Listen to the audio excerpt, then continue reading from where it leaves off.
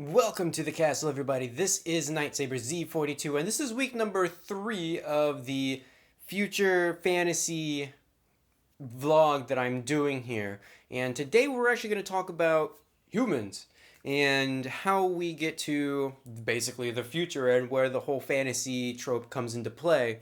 And so when I was actually fleshing this out, and it's still very much of a work in progress. Everything here in my handy dandy notebook is basically pre-rough draft. But one of the things that I found when I was getting ideas and writing them down, I started coming up with a lot of questions that needed to be answered right away. And so my whole plan was to basically just go into one species and flesh them out and then go on to the next one.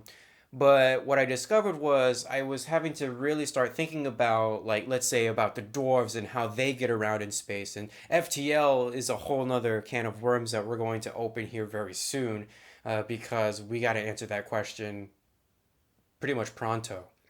One of the questions that I had over this past week was, did I want this to be a little bit more realistic? Did I want to use what we have knowledge of now, like actually use Earth, Mars, the whole entire solar system?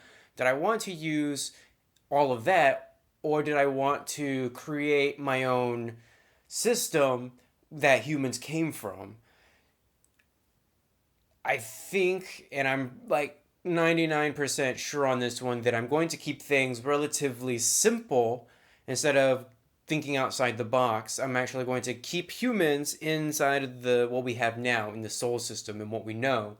So for in purposes of this universe and this game that I'm creating, humans come from Earth, there's Mars, and there's the whole solar system in the Kuiper Belt. So that's where I'm thinking about, and that's where my process was when I started thinking about how humans were getting around and how to evolve their technology. So, speaking of which,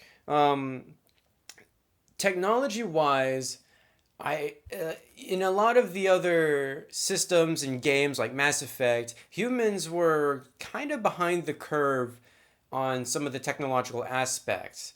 In Mass Effect, it was thought that the Protheans were the creators of all of the mass relays and all of that, which kind of wasn't true. But even then, the humans, they were like one of the last species to actually catch up with the rest of the galaxy. And as I was going through my history here, because I actually detailed a fairly detailed timeline for humans, which I didn't actually expect to do, but something that will actually help out in the long run. But one of the things that I found out was that humans are probably going to be higher up there. Now, that's not to say that elves and dwarves are going to be kind of so far down the curve. Like, dwarves are going to have their own thing that's unique to them, and elves are going to have something that's completely different and unique to them. So the technology is a little bit different, let's just say. And so what I really found that was interesting was that humans, at least in this pre-rough draft version, they were going to be one of the technologically advanced species in the galaxy. And that's something that a lot of games kind of really downplay a little bit. So that's something that's a little bit unique here. And even in terms of intergalactic governments, humans are actually kind of up there too. So same example with Mass Effect. Humans were the last species to actually make it onto the Council, or the Galactic Council. And so here, they're actually one of the founding members of this said council, which is something a little bit that I had to actually work a little bit differently. So let's talk about early humanity and how we get to, I think it's like 2500 is where I ended it.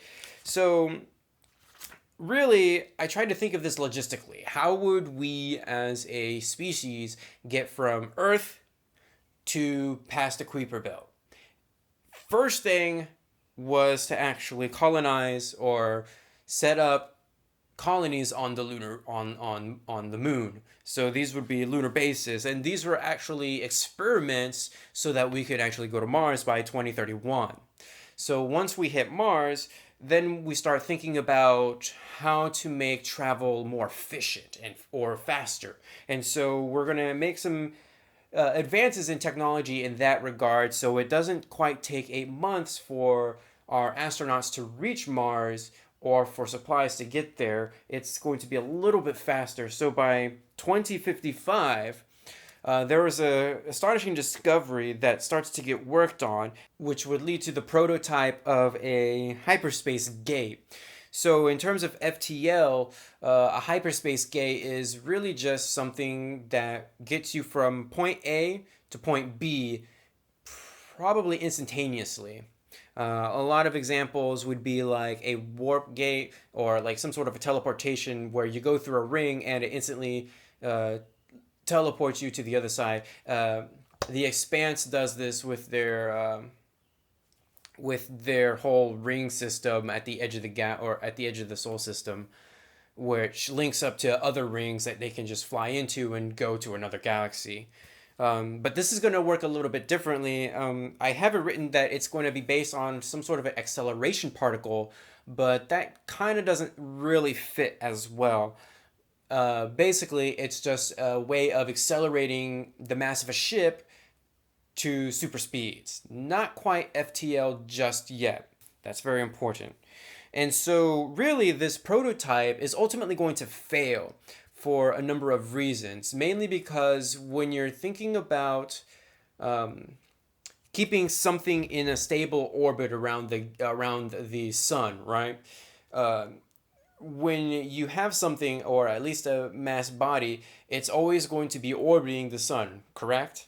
So the calculations can kind of get wonky a little bit there. And I know that there's math to actually explain to project the orbits, but when you have something that's right here next to Earth, and then you have something that's like, say, where Mars is, there's even the slightest bit of miscalculation can lead to some catastrophic events. And that's exactly what happened here when the actual field testing for the hyper gates resulted in a basically near FTL crash on the moon, which took out a great part of it. This is not like Cowboy Bebop where the gate actually blew up, and which resulted in the total destruction of the moon. This is just a body or a small ship actually crashing into the moon, which leads to quite a big crater, and you're actually going to be able to see parts of the moon missing when you look at it. And so it was quite devastating, and this actually took work away from the hyperspace gate or any projects leading up into that for quite a while. So instead, what we did is that we started colonizing away from Earth. So we've already have a colony on Mars, and those colonies are actually going to be set up as domed cities in the future. The first colony outside of Mars is going to be on Sirius Station, and that's just kind of logical because it's a major body in the asteroid belt. And so the Expanse does this. They actually colonized Sirius Station, and I kind of basically took that same concept and put it here. But we actually continue to go out further into Saturn. We're actually going to build Tiberian Station on one of the moons, which I have yet to decide which one it is. And then even further than that, we're actually going to Pluto, and we're going to construct Pluto Base. Now, the thing about that is that construction is actually kept secret. So, Pluto Base, let's talk about that real quick, because that is a major contender in everything that happens to the humans. Pluto Base is a secret project that, if I had to make a comparison, this would be the Cerberus of the Mass Effect universe. These are major researchers who decided to travel out to Pluto, to the Pluto Base, and basically conduct research and experiments. Now, their actual methods of those experiments are quite ethically challenged, let's just say, but there are some major breakthroughs, some of which are the constructions of a hyper gate relay or a hyper gate that actually can travel to other systems and actually to the creation and enhancements of psionic humans. So one of the things in this future fantasy world or universe that I'm building is that humans do not have access to magic. And so mechanically speaking, I have to actually get around to bringing them on par with elves who do have access to magic. And one of the ways that I'm going to do that is to actually create a psionic race or a psionic class. And so humans do not have access to magic, but they do have access to psionic powers. So this makes them quite different than playing your elves. And really what I wanted to do, I wanted to create a reason why you would want to play a human. Because let's be honest, in Dungeons & Dragons 5th edition, humans are kind of plain and generic. There really isn't much of a reason outside of the narrative to play a human. I mean, you get bonus feats or bonus skills and stuff like that, but really other than that, there's not really a benefit. And so one of the things that I really wanted to do in the system was to create reasons to play different races. That means classes are going to be restrictive. And yes, magic is going to be going to elves and some dwarves and stuff like that. Humans will get psionics and some other martial classes that are exclusive to them. That means that gives us a reason to actually want to play those different species. That's the way that I'm thinking about it, at least right now. And I'm probably going to keep going with that. So back to Pluto Base. So Pluto Base was definitely a breakthrough research station on Pluto. In between all of that, because that's actually quite far into the future, that was before their secret actually broke out, there were some wars between the inner planet systems and the outer planet systems, which would be Ceres Station, Tiberian Station, not Pluto quite just yet. And so it was basically over a matter of resources. The second war was actually between corporations, or inner corporations wanting to exploit the hypergates once Pluto Base was actually found out, and they wanted to exploit hypergates to make system-wide travel much easier, but it would be like a toll road. If you live in the United States, then you know all about the free, or not quite the freeways, but the actual highways that you actually have to pay to even get on and travel. So that's kind of what the inner corporations wanted to do. And yeah. So eventually we get past all of the wars that plague humans.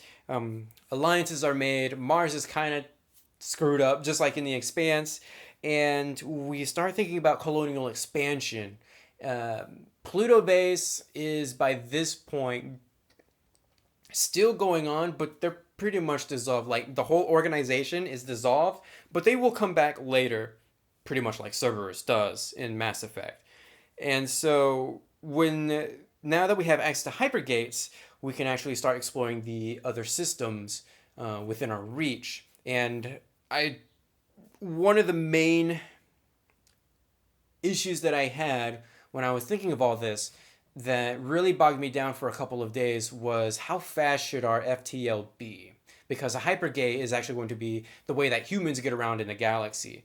So how fast should their FTL be? And then I finally came to the conclusion that it just doesn't matter. It's a game. So there is that. There will be some set time mechanics that will explain, okay, to get from this system to this system, it'll take this much time according to the hypergate. And so that's kind of where I'm just going to leave it for now, because I'm kind of done boggling my mind over this. But again, we'll talk about FTL in a different video and how the different species are going to incorporate faster than light travel. So we actually build some colonies and we start exploring some of the galaxy. This is where we actually meet the first species, or at least first encounter with humans. And that's going to be the elves. The elves are actually going to be the first species that humans encounter. Kind of like humans and Vulcans from Star Trek. Actually, Vulcans are kind of the space elves of that universe, so it kind of makes perfect sense. And then from there, we start discovering more like dwarves and elves would have already known of each other as well as gnomes. So once humans get into that group, once they meet the elves, then they're actually going to start having access to a lot more than what they assumed. So after that point, when we start expanding our reach, we start thinking about forming a galactic-wide government. And so humanity is actually going to take the initiative on that one and create Unity Station, which is actually definitely a work in progress name, where the seat of government is going to be kept. It's basically going to be a station where all species can congregate, and that's where the seat of the government is going to be based off of. And so you're going to have a council of humans, elves, and dwarves. For now, those three are the core species, and we'll have access to some other species in the coming years. By 2500, we'll actually have access to humans, elves, dwarves, the Vescari, which are my lizard people in this universe, and gnomes. I also forgot about gnomes. Gnomes are important, by the way. And an insectoid species. Actually, that's not quite right. The insectoid species will not have a seat on the council, but their creation will actually come about during that period. And so by 2500, we'll have those 5 species, or actually 6, because the cat people, they're the ones that created the economic stability for the galactic government. So we're going to have 6 species that are in Unity Station. And of course, you're going to have other species as well that can live in Unity Station. Just as in the Mass Effect universe where Citadel, there were a lot more species that lived there than actually had a seat on the council. So there's all sorts of wars that happen. There's an AI war which leads to the quote-unquote liberation of the androids, which is going to be a topic for another video. And there's also going to be the war with the Viscari because they're a warring species. And eventually they'll get a seat on the council based on the insectoid war, which I got that one from Starfinder with their insectoid species. They were basically slaves and drones to a hive queen or hive mother. And so once they were liberated, they had free will, which is kind of how they work here. Still haven't thought of a name for them just yet, though. And so that's really where I have humans in regards to the rest of the galaxy. Now, the next step is to flesh out the timeline a little bit more, get it from here to my world Anvil, which is actually pretty easy. I've already created my world Anvil, but I have yet to put anything there. It's just a matter of creating a timeline and plugging everything in and kind of changing some things, because as I read it, I see that there are some dates that I kind of want to flip, that it would make sense for this to go first and then this. But other than that, it's actually coming along quite nicely. I want to close this video off with a few questions that I have come up with. These are questions that get me thinking ahead about different topics that need to be explained in order to make sense of this universe. And so some of the questions I've actually ticked off because I've already thought a little bit about it, like FTL travel. I've kind of already crossed that one off my list because I have a good idea of what the different species, how they get around and stuff like that. But one of the questions that is kind of big is, should we have a progenitor species? Now, a progenitor species is a race that has lived long before humanity or even any other species that might have built some sort of, or that might still have some lingering technology around for us to discover. So in Mass Effect, that would be the Prothean race. There are progenitor species that, quote unquote, supposedly created the mass relays, but we learned that wasn't quite the case. Another question is, and this is a very important question, more important than any of the other topics that I'm probably ever going to cover, where do the halflings fit in? I mean, OP halflings, they are the most overpowered species in the entire galaxy, so it only makes sense that we should have halflings in our game. But how do they fit in? Because I already have a plan for gnomes, and gnomes and halflings they're different, but I mean they're kind of the same. So how are we gonna fit halflings into this universe? And my last question that I'm going to think about that maybe you guys can help me with is how quick should communication be?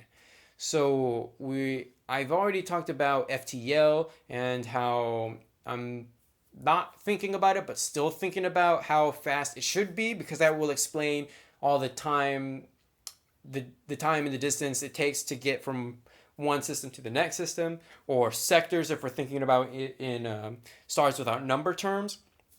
But communication, that's a big one, because that actually influences how powerful our technology is, or how far our technology is.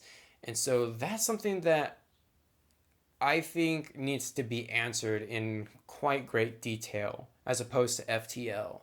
So that's all that I have for this video.